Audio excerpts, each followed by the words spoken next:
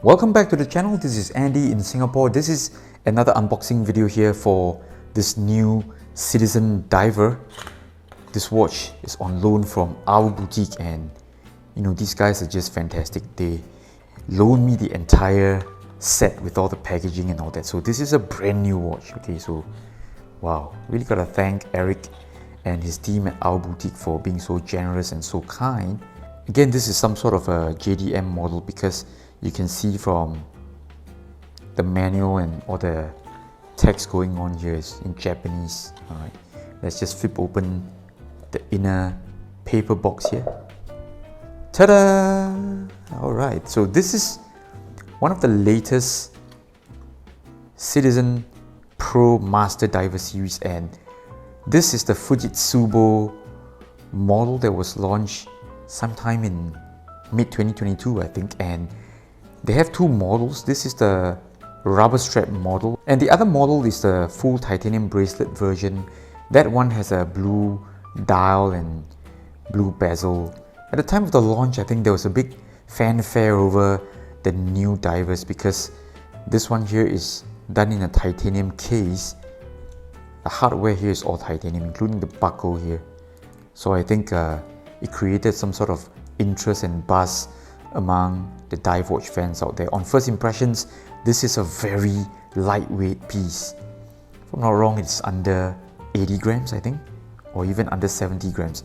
Feels really light and does have that vintage feel to it by way of this waffle, vintage style looking rubber strap. Let's have a look at the reference number of this watch. This is a JDM model and reference number for the watch is MB6021. So there's the retail price, but I think this one here typically goes for around 800 Singapore dollars street price if I'm not wrong. With all the packaging removed and pushed to the side, let's have a closer look at the new Promasters titanium case diver here. A very lightweight watch. I have a feeling this is under 70 grams. Alright, has that vintage feel to it. Overall dimension should be around 41 millimeters, and the case thickness here is very manageable. Doesn't feel like an overly tall or bulky watch, and everything here is kept very simple. The finishing here is quite good. Love the brushing overall, and if I'm not wrong, this one does have a coating. Let me just try to confirm on that.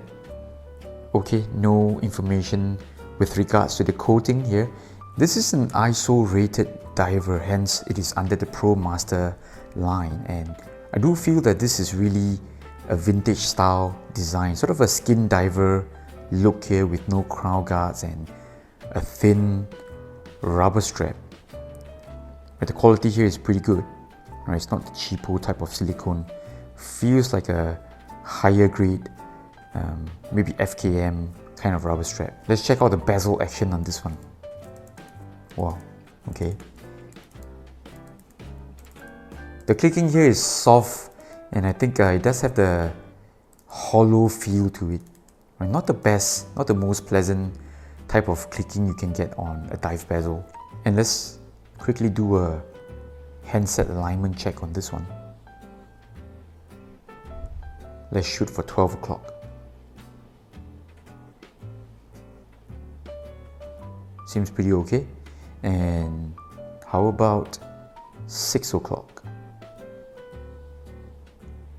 Alright, this is fantastic. Okay, so we can more or less confirm that Citizen watches do not have handset misalignment issues, unlike another brand. Another very well regarded dive watch brand, Japanese brand. Okay, so on first impressions, I do like the titanium build on this watch here, very lightweight, and I think this is a very comfortable watch to wear. A quick wrist shot to see how well this watch fits at 41 millimeters case size, and the thickness here should be around just under 13 millimeters if I'm not wrong, so not a problem at all, even for those with smaller wrists. Stay tuned for the full review of the Citizen Promasters titanium case Fujitsubo dive watch. I might do a comparison between this watch and some other Seiko divers I have with me in the studio, so Keep a lookout for those videos. This is Andy in Singapore. Bye bye.